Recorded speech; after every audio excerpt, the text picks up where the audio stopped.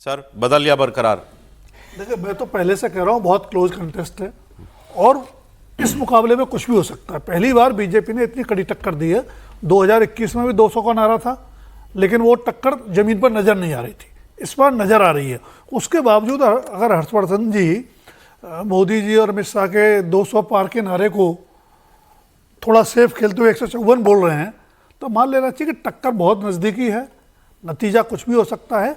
और अगर आंकड़े को परसेंटेज के हिसाब से देख लें और डेमोग्राफी को देख लें, तो बीजेपी का टक्कर देना अपने आप में किसी जीत से कम नहीं है। नहीं सर, राजनीति में जीत नहीं सर, ये वाला सर सब जो है दो पैड लगा के खेल रहे हैं, आज इतना सेफ खेल रहे हैं लोग। नहीं, लेकिन एक बात मैं कह दूं, क्योंकि मतलब दो वरिष्ठ लोगों ने दो शब्द का इस्तेमाल किया कि इतना कैलकुलेट करके भी, और दूसरा राजकुमार जी ने कहा कि सेफ।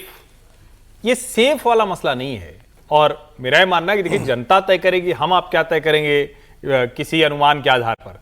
लेकिन जो दिख रहा है, जो जनता बोल रही है, जो रिपोर्ट बोल रही है, और ये इसको अगर यूं भी देखें कि जिस सेकेंड फेज के ग्रेटर कोलकाता जिसको कहते हैं, उसमें एकदम से वर्चस्व था। वो इस वजह से वर्चस्व नहीं था कि वहां कोई मुसलमान बहुत ज्यादा है, सिर्फ इसलिए था। इसको आप समझिए। मेरे जो अनुमान है या जो मैं नंबर बता रहा हूं, वो इसलिए नहीं बता रहा हूं कि कोई मतलब मुसलमान वहां ज्यादा थे।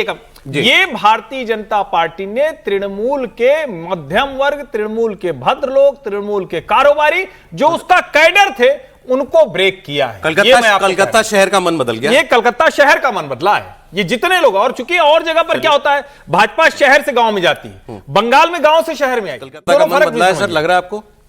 नहीं, कोशिश हुई है। कलकत्ता का मन कुछ तो बदला है, जैसे लोकल बॉडीज की बात कर रहे थे अभी राहुल जी, लेकिन वो मन उतना बदला है कि मैं इसलिए कह रहा हूं कि सेकंड फेज में भी जैसे टीएमसी ने बहुत ज्यादा सीटें जीती और जीत का मार्जिन जो था वो इतना ज्यादा था कि अगर थोड़ा बहुत मन बदलेगा तो उससे नतीजा नहीं बदलता। चलिए प्रोफेसर साहब अपनी राय दे दें, फिर मैं कुछ आंकड़े देता हूं। नंबर बदलेंगे, सरकार बरकरार रहेगी। 77 से 105 होगा, मेरा अपना अनुमान है, क्योंकि मैं पिछले बार से कंपेयर कर रहा हूं। पिछले बार ज्यादा लहर थी। पिछले बार गांव-गांव में आप कहीं जाइए, आप ये लोग यही कहते थे, दिखते थे एटलीस्ट वर्बली कि आप सरकार बदलेगी, लेकिन पिछले बार भी नहीं हुआ। और लोकसभा इलेक्शन ही देख लीजिए, ज्यादा दूर पीछे क्यों जा रहे हैं। पिछले बार से बेटर हुआ था तृणमूल कांग्रेस का परफॉर्मेंस। तो मुझे नहीं लग रहा है कि पिछले बार से ना रेटोरिक में चेंज है, ना कोई नया बदलाव आया है। तो इससे मुझे लग रहा है सरकार बरकरार रहेगी। बीजेपी के नंबर्स बेशक। चलिए, आपने बड़ी क्लियर बात तो कह दी आपने। क्योंकि जब मुस्लिम पॉपुलेशन की बात होती है तो ग्रेटर कोलकाता के इलाके में भी जो टीएमसी है वो 20.6% मुस्लिम पॉपुलेशन से आगे की बात करता है। राइट।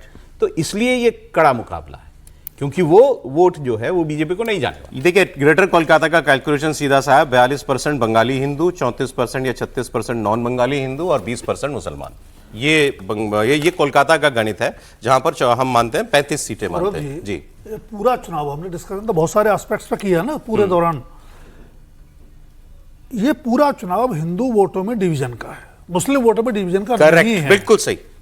और आप उसको बीजेपी कितना बचा ले, मैं वही बता रहा हूं। जो हिंदू डोमिनेट वाली सीट हैं, मतलब जहां 25% से ज्यादा हिंदू है, उसमें भी ममता बनर्जी का स्ट्राइक रेट बीजेपी से बेटर है। तो अगर आप हिंदू वोट बैंक में मेजर शेयर बीजेपी और नहीं ले पाती है, तो चुनाव का नतीजा नहीं बदलना।